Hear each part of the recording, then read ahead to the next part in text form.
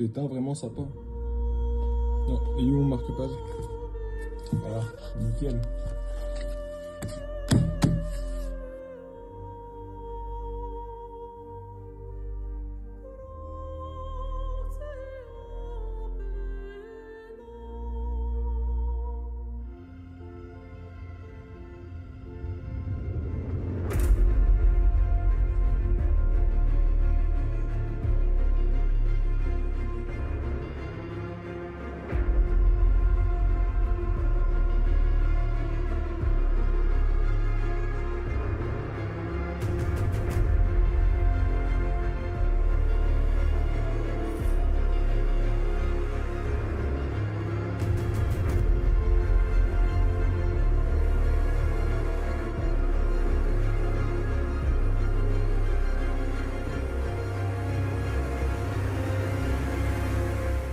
Bonjour à tous et bonjour à toi Tristan. Salut, salut. Alors, aujourd'hui, on se retrouve pour la news qui vient de tomber ce 23 septembre 2024, la mise à jour de la banlist en EDH. Ouais, c'est un gros coup dur ici pour les joueurs, je trouve. Parce que là, c'est non pas une carte, non pas deux cartes, ni trois, c'est quatre cartes touchées pour le ban en EDH. On n'a pas eu ça depuis 2010, je crois, un nombre de bans aussi important. Ouais, c'est ça, juin 2010. Donc ça fait un peu mal quand même. Alors, on a le Dockside qui a été ban, le Lotus Joaillier, la Mana Crypt et Nadu. Alors, on va très vite passer Nadu, parce que voilà, Nadu c'était un petit peu une évidence, du moins c'était une évidence en moderne. Pour le rappel, Nadu est apparu donc dans MH3, un set dédié au moderne. Nadu a été modifié, je pense, à la dernière minute par Wizard pour justement le rendre plus EDH friendly, ce qui l'a rendu extrêmement puissant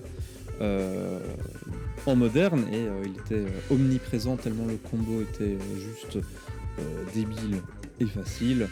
En EDH, moi je ne suis pas un grand joueur en EDH, donc je ne sais pas s'il était vraiment omniprésent ou pas ce combo.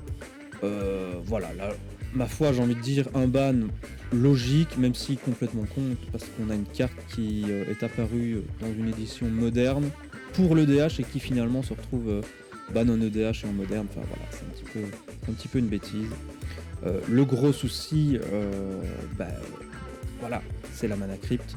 Le Lotus Joaillier et un petit peu moins le Dockside, mais Mana Crypt et le Lotus Joaillier, parce que c'était des cartes extrêmement jouées, c'était des cartes également qui avaient un certain prix. On parle, il me semble que ça tournait autour des 80-90 euros, parfois même Mana Crypt, ça pouvait aller 120 euros sur certaines versions. Là, j'ai le graphique devant moi. On a Lotus Joaillier maintenant qui... on a une version la plus basse à 22 euros. Le Dockside, on a une version pareil, 19 euros. La Mana Crypt maintenant est à... là c'est une version un petit peu alternative, mais ici elle est à 65 euros. Ça fait mal. Ça fait mal parce que c'était des cartes que certains joueurs avaient pris longtemps à investir, et surtout c'est des cartes un peu emblématiques du set ou du format du moins. Ouais, donc moi je vais revenir sur le fait que Nadu il a été ban, forcément il était un peu design pour EDH quand même plus que moderne je pense à la base. Parce que l'air de rien on a vu quand même que dans MH3 il y avait pas mal de cartes design aussi un peu pour l'EDH. Mais en EDH, elle était vraiment énormément présente. Tu savais pas si le combo était présent ou pas. Globalement, on part du principe qu'en compétitif ou en un peu plus au ladder, on va dire ça comme ça, c'était d'office Nadu, c'était instant win une fois qu'il était sur la table. Donc je comprends pourquoi ils l'ont ban, parce que beaucoup de joueurs se sont plaints. Mais c'est vrai que comme tu dis, c'est un peu débile de ban une carte qui était design pour moderne et EDH.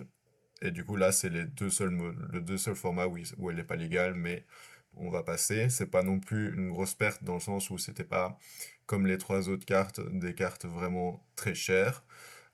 Ici, tu parlais de Mana Crypt. je vais direct attaquer Mana Crypt, étant donné que c'est, je pense, la carte qui fait le plus de mal. Bah ici, quand on regarde, elle est vraiment genre ban. Elle est pas légale en fait dans tous les formats, genre à part un, c'est le vintage.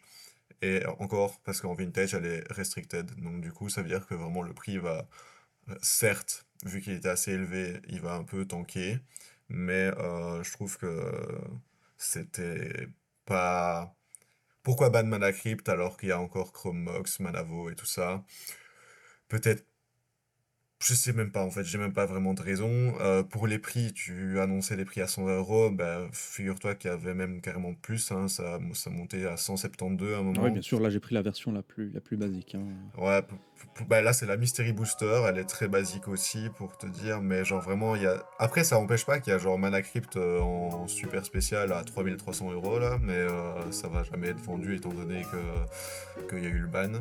Donc force à ceux qui ont acheté des versions Cosmium, Neon Ink, etc. Je comprends pas trop le ban de Mana Crypt personnellement parce que certes, c'était une carte très forte, mais elle n'était pas non plus présente à toutes les tables, et en plus de ça, pour se la procurer, il fallait quand même payer, quoi. Genre, fallait payer très cher, donc c'est... Voilà, genre, ok, les gens qui avaient de l'argent, ils pouvaient l'avoir, mais c'est- pour moi, c'était pas si punitif que ça, c'était quand même assez gérable. Il suffisait juste que les nouveaux joueurs s'adaptent avec des Vandal Blast et ce genre de choses, et c'était tranquille, quoi. Une deuxième carte qui fait mal vu son prix, c'est Jeweled Lotus, qui est quand même légal encore en Legacy et en Vintage. Mais à quoi bon, étant donné que c'est spend this mana only to cast your commander et qu'on joue pas de commander en Legacy et Vintage. Donc ça aussi c'est une bonne stupidité de la laisser légale alors qu'au final elle est légale jusqu'en commander. Enfin c'est assez con.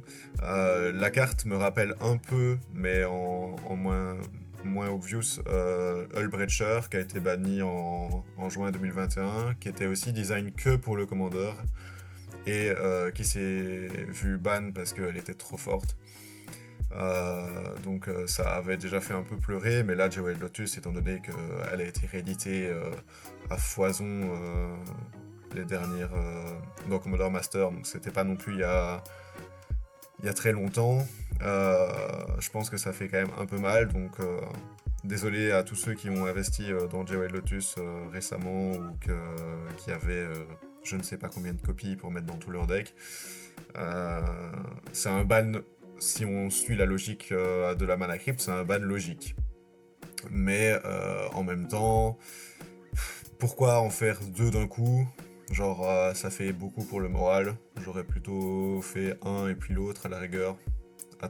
J'aurais attendu genre de voir un peu l'état de la méta EDH après un seul ban, quoi.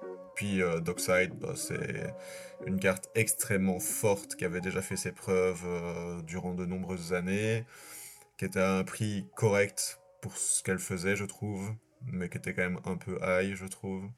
Euh, et c'est sûr que dans les archétypes Blink et tout, elle était vraiment très très forte, ou même dans les archétypes, bah, même dans n'importe quel autre archétype en fait, parce que c'est une carte qui rentrait dans tous les decks rouges quasi.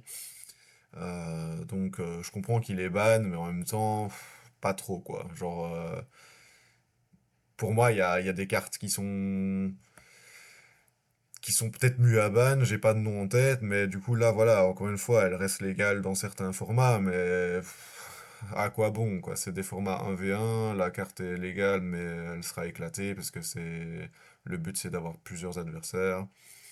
Donc je sais pas trop quoi penser. Moi j'avoue, j'avais un peu arrêté de jouer EDH. J'essayais d'un peu faire une pause, comme un petit moine là. Et là, je suis moins affecté, mais j'avoue que ceux qui ont toutes les cartes, bah, je comprends la frustration et je pense que c'est un peu un coup dur, plus un risque de Hasbro et de Wizard de ban des grosses cartes comme ça par rapport aux joueurs, parce que je pense qu'ils vont quand même perdre une partie de communauté en faisant ça. Ce qui est un petit peu problématique, c'est pourquoi maintenant. On a parlé, le dernier ban en date en EDH, c'était Golos en 2021. on arrive 3 ans plus tard avec, comme tu l'as dit, non pas un ban, mais 4, et d'autant plus des gros bans, surtout des bans avec des cartes. euh, alors ça, je ne sais plus, je pense de tête que les dernières rééditions de ces cartes-là étaient pour 2023, enfin étaient sorties en 2023. Donc je pense que la première bêtise de Wizard, c'est d'avoir banni des cartes, pardon, où ils ont encore sorti des très belles éditions, il n'y a même pas un an de cela. Très belles éditions on le rappelle, qui voilà, coûtent quand même un certain montant pour juste un vulgaire bout de carton. Bah oui, c'est normal que certaines personnes ont pris énormément de temps, d'énergie et d'investissement pour pouvoir se payer ces cartes-là. Je compare un petit peu, moi, les cartes Magic et la collection, plus comme des belles montres. Voilà, pour énormément de personnes, tu achètes ces belles cartes-là par plaisir d'avoir une belle carte, d'avoir une carte avec une certaine valeur, tout comme tu prends plaisir de prendre une belle montre bien travaillée, etc., avec une certaine valeur. Alors oui, il y a beaucoup qui sont également là pour spéculer et donc qui étaient très contents d'avoir ces cartes-là parce que ça prenait de la valeur, etc., etc. Je pense tout de même que les spéculateurs sont bien moindres dans la communauté Magic, et donc que ce ban affecte beaucoup plus les véritables passionnés de carton qui voilà, avaient donné énormément de leur temps, de leur argent pour pouvoir se faire plaisir, et qui se semblent vraiment trahis par Wizard, parce qu'on parle ici vraiment de cartes emblématiques de l'EDH. Ce serait comme si du jour au lendemain, en moderne, alors, ça a un moindre coût, c'est sûr, mais que tous les fetch étaient bannis, si j'ai envie de dire. Ça fait mal.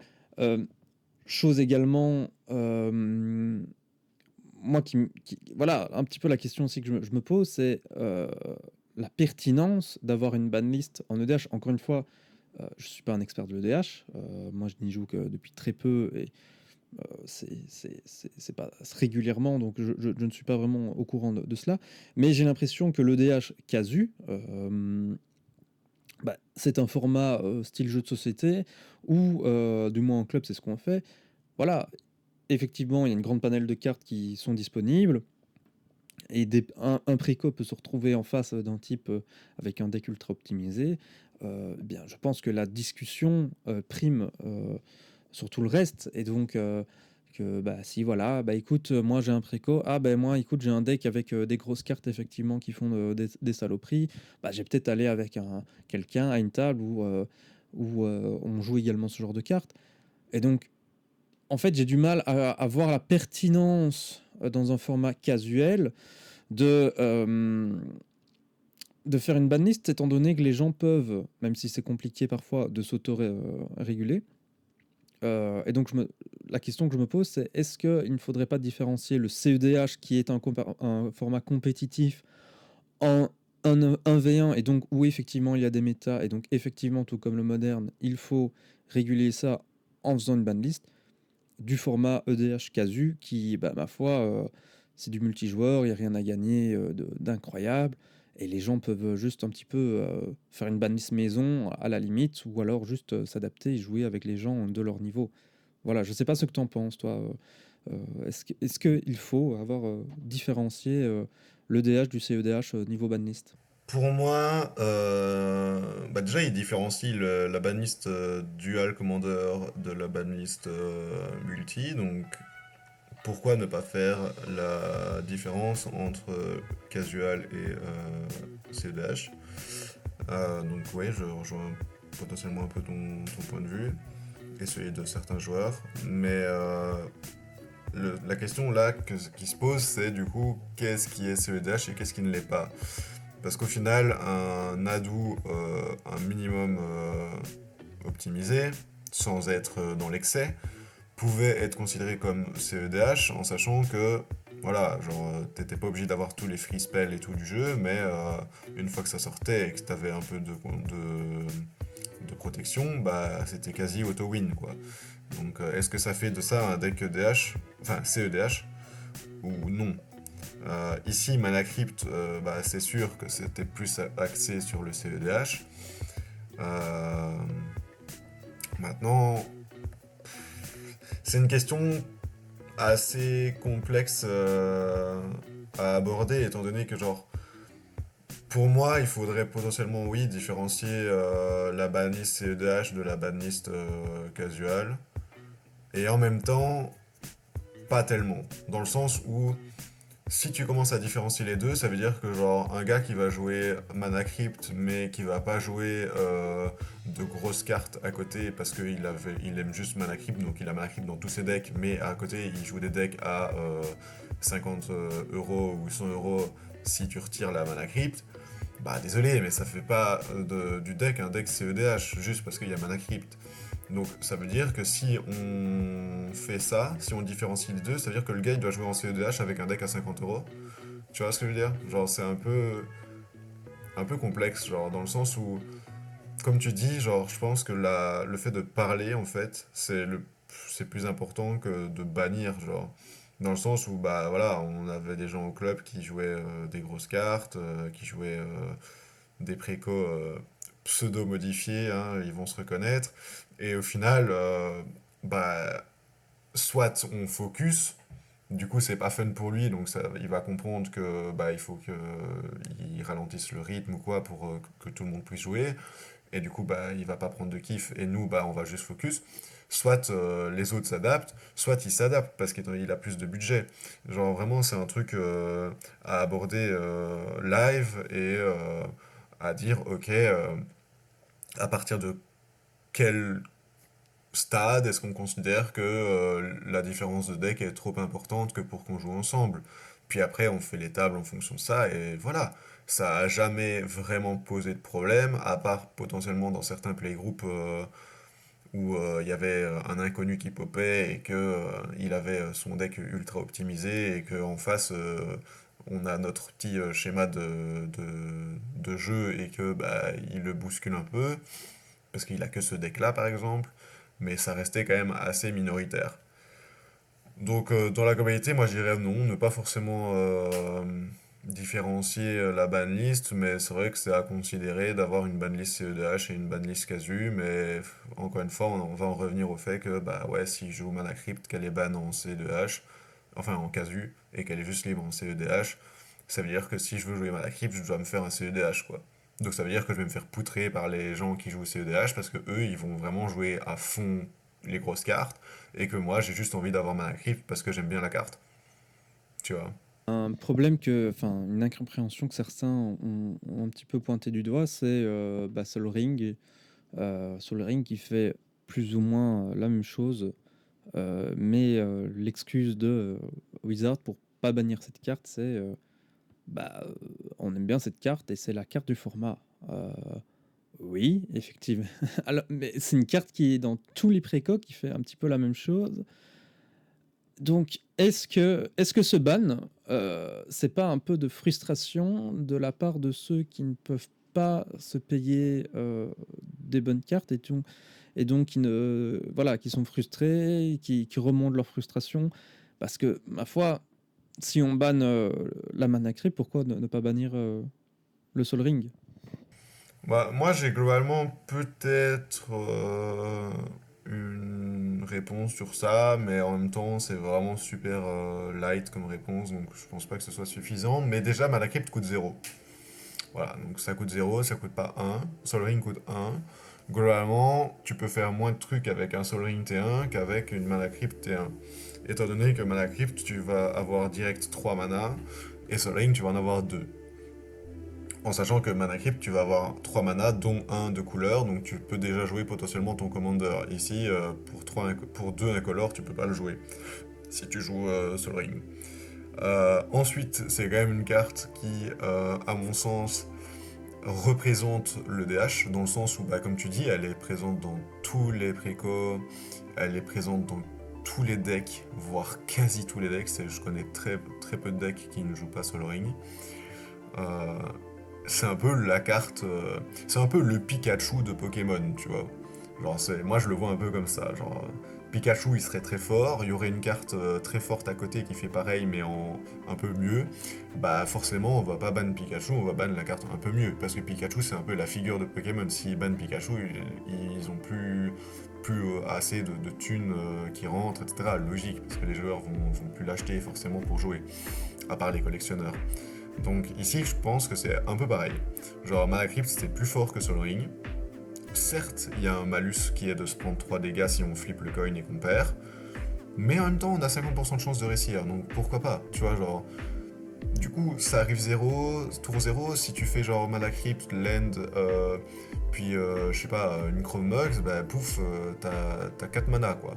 Bah ok, 4 mana, tour 1, en sachant que si tu startes et que les autres ont rien sur le terrain, bah c'est super broken.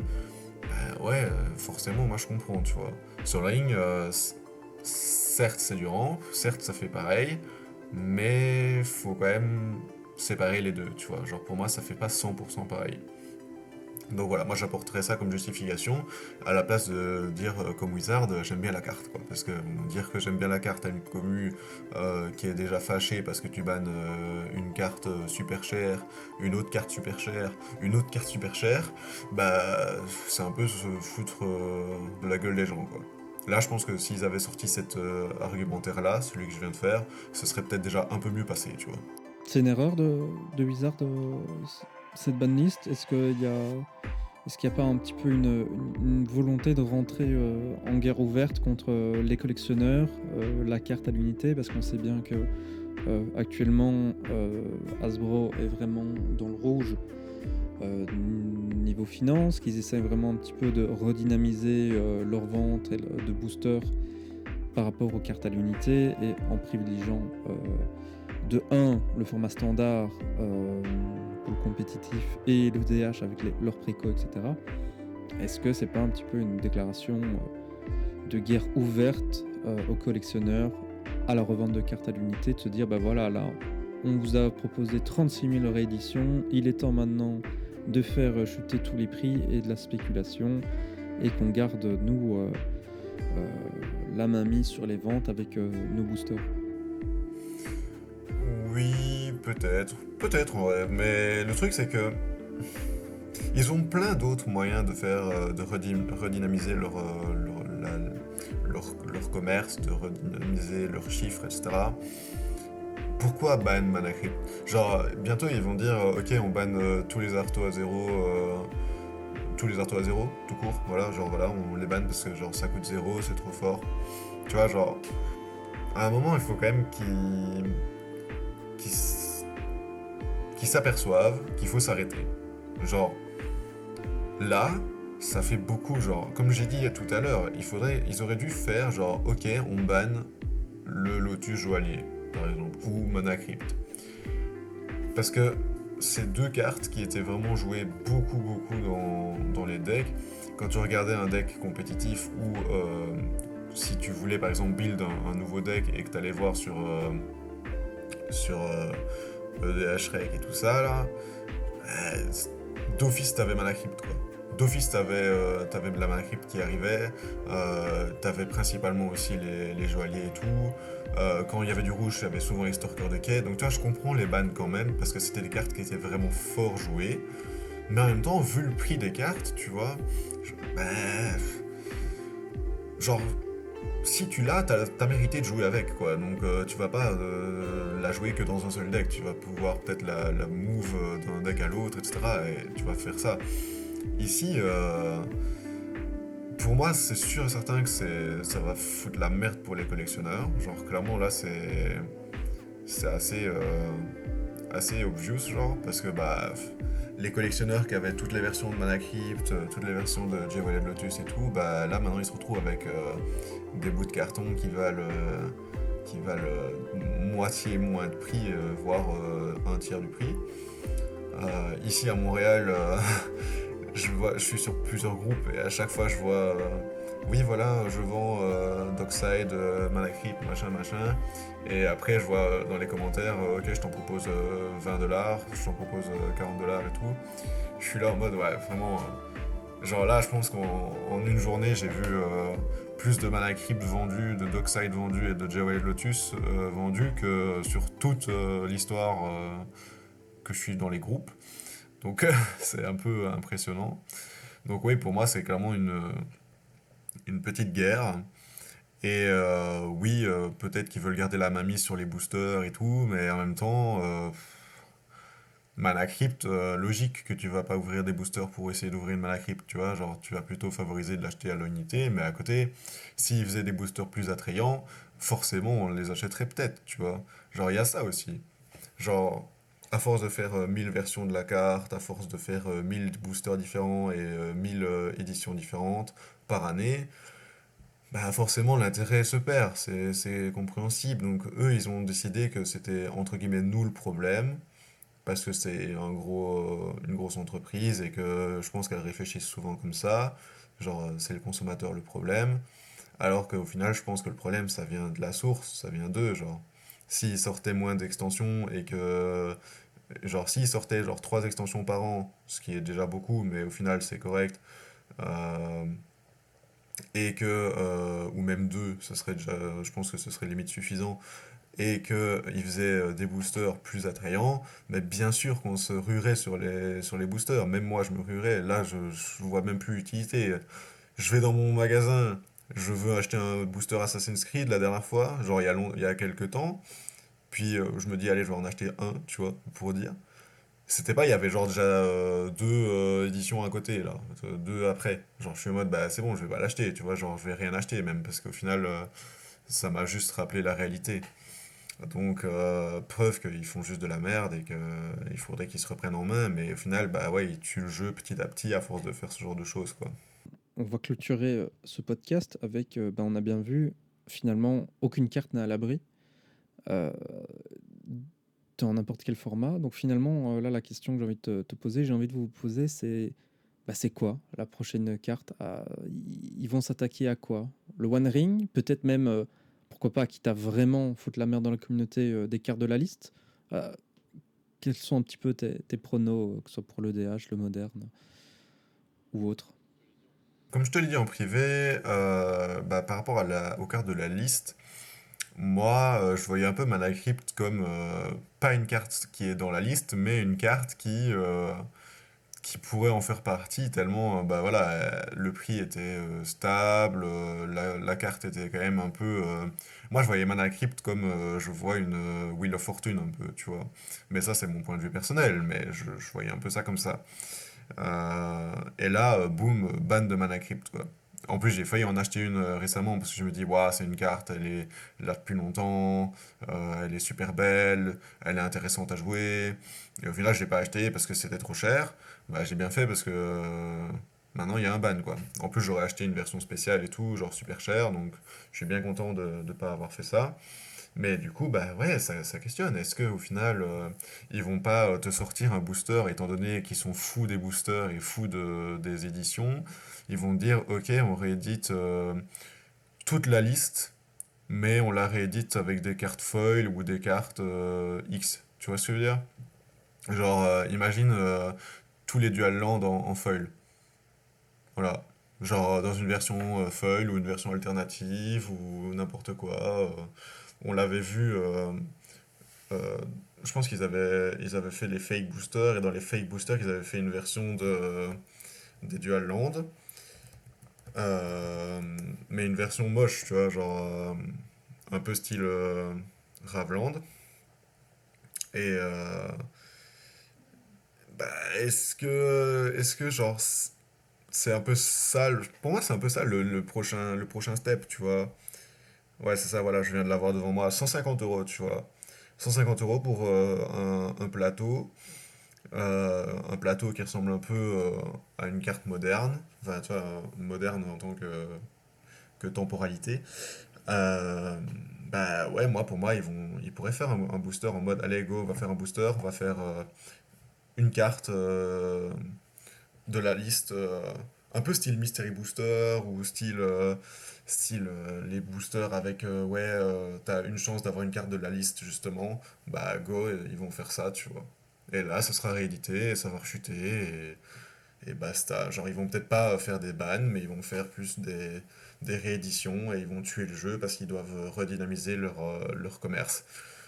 Moi, je suis un peu dans cette optique-là. Et en moderne, bah ouais, le One Ring va se faire ban, c'est sûr et certain. Il y a 48% d'utilisation. Euh, Elle est globalement dans tous les decks contrôle sauf un ou deux. Et le truc, c'est que s'ils font ça, bah du coup, l'aggro va prendre le pas. Flash va être encore plus fort. Ils vont ban Flash. Puis après, la Frog va encore spike parce que du coup, ils vont ban Flash et qu'il y aura le ring qui va être ban. Donc du coup, ça va être le deck à la mode. Ils vont ban Frog. Puis après, il y aura des nouvelles cartes fortes. Puis après, tu vas devoir payer 50 € la carte. Puis après, ça va faire rebelote. Et à chaque fois, c'est le cercle. Donc au final, soit tu joues Merfolk, Tron ou un truc comme ça, et encore, parce que Tron a été grave modifié, soit tu fermes ta bouche et tu prends quoi. Avec tout ça, moi, la question ouverte que je laisse en suspens, c'est voilà, est-ce qu'il y a encore une utilité également d'avoir une ban list? Est-ce qu'il ne faudrait pas un petit peu tout débannir pour vérifier que et voir vraiment actuellement ce qui est à bannir ou pas, parce que bon, le jeu a évolué depuis le temps, donc voilà, faut-il continuer à bannir, on ne voit plus que ça. On a vu un seul des bans avec Preordain il y a quoi maintenant, un an, mais sinon depuis on a énormément de bans. Voilà, est-ce qu'il ne faudrait pas commencer un petit peu à se calmer, peut-être même une fois revirer cette banlist pour la recommencer sur des bases un peu plus saines. En tout cas, ben voilà, force est de constater que là Wizard a un petit peu rompu son pacte avec ses joueurs, avec ses passionnés. On va voir ce que l'avenir nous réserve. Pas forcément un avenir et une nouvelle très, très rassurante, très, très saine pour notre passion. C'est un gros warning pour tous les joueurs qui se disent bah tiens, est-ce que je vais vraiment continuer à investir dans des cartes extrêmement chères, enfin, même parfois je parle extrêmement cher, déjà 30 € pour un bout de carton, ça fait mal au cul. Donc est-ce que je vais continuer à mettre de l'argent dans des cartes qui ont finalement un jour risquent d'être bannies et de perdre toute leur valeur, alors qu'il y a des éditions, des rééditions. Voilà, donc c'est un petit peu la question que je laisse en suspens. N'hésitez pas à nous dire en commentaire, on adore vous lire, ce que vous pensez de ce ban. Est-ce que ça va vraiment aider les joueurs casus à être mieux intégrés dans la communauté, si ce n'était pas déjà le cas selon vous? Ou à l'inverse, est-ce que vous pensez que ça va vraiment détruire la passion? Voilà, on a hâte de vous lire en tout cas. Merci Tristan pour ce podcast. Merci pour l'invitation. Écoute, nous on se retrouvera très bientôt pour parler du moderne, car bon, on a des choses aussi à se dire pour conclure un petit peu ce passage à Image3. En tout cas, merci à tous et à toutes de nous avoir écoutés, et on se retrouve très bientôt pour plus de magie. Ciao ciao. Salut.